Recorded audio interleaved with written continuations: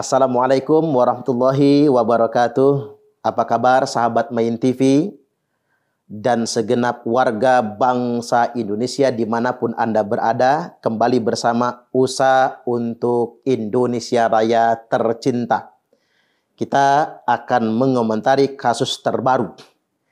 Tim Densus 88 anti teror Mabes Polri menangkap seorang terduga teroris berinisial AW kemarin hari Minggu 22 Januari 2023 di kawasan Sleman, Yogyakarta. Menariknya, si AW ini merupakan residivis, mantan narapidana LP Nusa Kambangan pada kasus narkoba. Ternyata AW terekrut, terpapar radikalisme, terekrut kelompok teror di lapas Nusa Kambangan. Setelah dia bertemu dengan salah seorang ideolog yang juga narapidana di sana atas kasus terorisme, khususnya penembakan seorang pendeta. Ini menjadi catatan bagi pemerintah yang mesti dipikirkan, khususnya oleh Kementerian Hukum dan HAM. Ternyata di dalam penjara sekalipun para ideolog ini masih bisa mengembangkan ajaran dan merekrut orang untuk dicuci otaknya. Sekaligus ini membuka mata bagi kita semua bahwasanya siapapun bisa saja terekrut, terpapar paham radikalisme atau terorisme. Sasaran utama kelompok ini adalah orang-orang yang awam yang baru hijrah. Jadi ada orang-orang yang pengen hijrah ini, yang tadinya pelaku maksiat, lalu kemudian dia bertobat. Nah, ini sasaran utama mereka.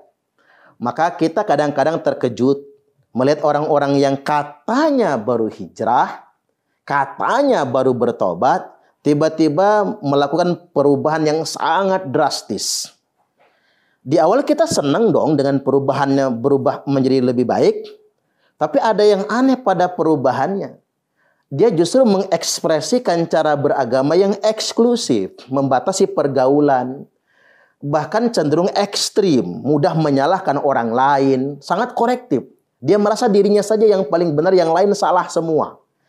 Dan ujung-ujungnya mengarah kepada radikalisme. Kita juga menyaksikan artis-artis hijrah yang hijrahnya dadakan, padahal mereka bukan tahu bulat, tiba-tiba judulnya mereka hijrah, merasa sok suci, lalu menyalah-nyalahkan orang lain. Dan mereka menghukum-hukumi sesuatu padahal bukan ahlinya. Nah, ini sasaran utama. Sasaran yang berikutnya adalah anak muda yang memang awam agama, yang cara berpikirnya masih sangat progresif, tapi belum punya pijakan. Ini yang mereka warnai, mereka pengaruhi, dan kemudian mereka rekrut. Nah, hendaknya kita semua waspada. Sekaligus juga bicara tentang terorisme. Kita tidak hanya membicarakan para pelaku di lapangan. Para pelaku ini rata-rata adalah korban ideologisasi terorisme. Yang lebih berbahaya kan ideolognya. Makanya saya sangat menyayangkan para aktor intelektual, para ideolog yang sudah banyak sekali mencuci otak orang-orang awam, justru divonis lemah oleh pengadilan, divonis rendah oleh pengadilan. Yang terbaru misalnya Farid Omar Okbah yang cuma divonis 3 tahun. Padahal dia seorang ideolog, dia seorang pemimpin, dan sudah banyak korban indoktrinasinya. Oleh karena itu, saya menghimbau kepada segenap bangsa Indonesia dan kita semua, hati-hati belajar agama. Jangan belajar dengan orang yang salah. Baik, kita masuk ke dalil sajalah, biar tidak membias apa yang saya sampaikan. Rasulullah Sallallahu Alaihi Wasallam telah bersabda, "Yakhruju qaumun min ummati," akan keluar sekelompok orang di tengah-tengah umatku, atau dalam matan yang lainnya, "Sayakhruju qaumun fi akhir zaman," niscaya akan keluar sekelompok orang pada akhir zaman nanti, al-ahdathul asnan, mereka ini usianya masih muda-muda. Makanya target utama rekrutmen kelompok radikal, kelompok ekstrim dan eksklusif itu adalah anak muda. Karena otaknya bisa diwarnai. Kita sering menyebutnya dengan brainwashing, cuci otak. Bahkan mungkin kita bisa menyebutnya bukan cuma cuci otak ini, tapi meracuni otak. Dan ini menjadi efektif karena menggunakan bahasa-bahasa agama. Jadi mudah diterima seolah-olah begini. Kalau orang sudah bicara agama itu benar aja semua. Karena orang-orang awam tahunya begitu. Kalau orang sudah bacaannya Al-Quran, bacaannya hadis, ditambah lagi penampilan seperti penampilan malaikat misalnya. Nah orang-orang awam, apalagi tadinya pelaku maksiat, pecandu narkoba, pengedar narkoba, yang katanya taubat hijrah, masuk ke sana mereka tertipu oleh penampilan.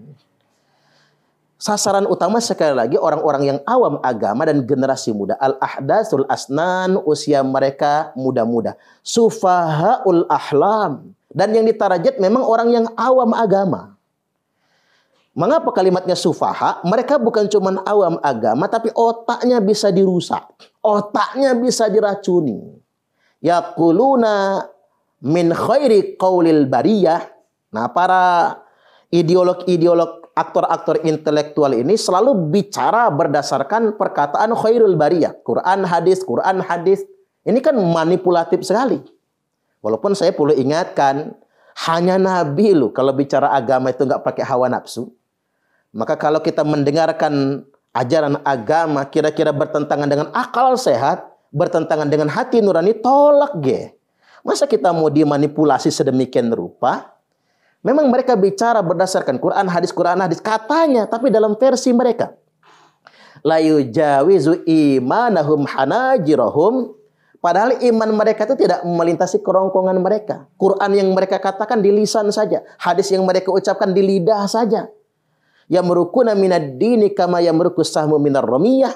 Mereka keluar dari agama ini sebagaimana keluarnya anak panah dari busurnya. Maksudnya apa? Cepat sekali. Hari ini dia mengaku beriman, besok dia menghalalkan darah orang lain, melakukan maksiat yang sangat besar.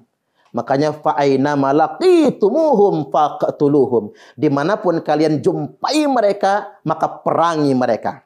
Fa inna fi qatlihim ajran liman qatalahu yaumal qiyamah. Karena sesungguhnya memerangi mereka itu pahalanya sangat besar bagi yang berani memeranginya pada hari kiamat nanti. Baik. Saya kembali lagi bahwasanya jangan terberdaya. Kalau mereka kemudian flying victim, mengapa kok pemerintah anti-Islam? Seolah-olah pemerintah dan kita semua umat warga bangsa yang memerangi terorisme ini anti-Islam. Jangan mau dimanipulasi mereka. Mereka justru yang harus kita perangi. Karena mereka mengatasnamakan Islam. Mereka ini memfitnah Islam itu sendiri. Islam agama rahmatan lil alamin. Di mana membunuh satu jiwa saja dianggap membunuh semua umat manusia. Betapa berharganya jiwa. Tapi justru ketika agama dianut oleh kelompok teror, nyawa manusia jadi mudah. Bahkan mereka menghalalkan darah orang lain, bahkan mereka menghalalkan bunuh diri. Makanya saya ingin tegaskan, umat Islam punya kewajiban untuk memerangi terorisme tanpa terkecuali. Karena mereka telah memfitnah ajaran Islam itu sendiri. Menarik juga kita mengingat sabda Nabi, yakhruju qaumun min ummati, akan keluar sekelompok orang di tengah-tengah umatku, yaqra'un al-Qur'an, mereka fasih-fasih membaca Al-Quran. Makanya hati-hati belajar Al-Quran. Al-Quran itu benar suci, tapi tergantung siapa yang mengajarkannya. Kalau yang mengajarkannya kelompok Khawarij, jadi rusak kita nantinya.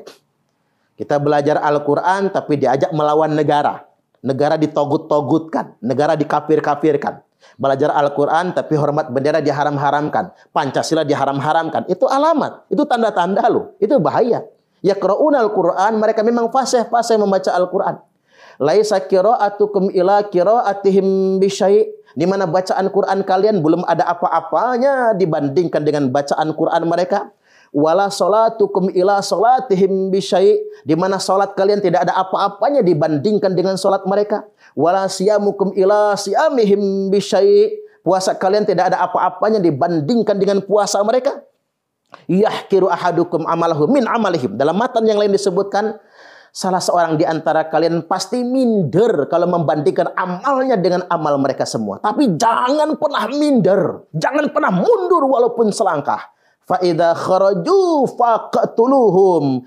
Kalau kelompok itu sudah keluar, kelompok yang memanipulasi agama, tapi untuk kepentingan yang salah, ekstrim maupun radikal, kalau kelompok itu sudah keluar dengan gagah berani, kata Nabi, perangi mereka semua. Fatuba liman qatalahum, maka beruntunglah orang yang berani memerangi mereka semua. Artinya jangan pernah surut walau selangkah.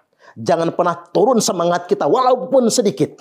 Maju ke depan, kita punya kewajiban bersama-sama bergandengan tangan untuk memerangi radikalisme terorisme. Ini bukan cuma kewajiban Densus 88, bukan cuma kewajiban BNPT RI, tapi kewajiban kita semua, segenap bangsa Indonesia dan juga khususnya umat Islam yang ingin Islam ini tampak rahmatan lil alamin. Ada dua catatan akhir yang hendak saya tegaskan. Pertama, sangat disayangkan ketika berderet kasus terorisme, aktornya, ideolognya, pimpinan-pimpinan kelompok teror, tapi justru diponis sangat ringan oleh pengadilan.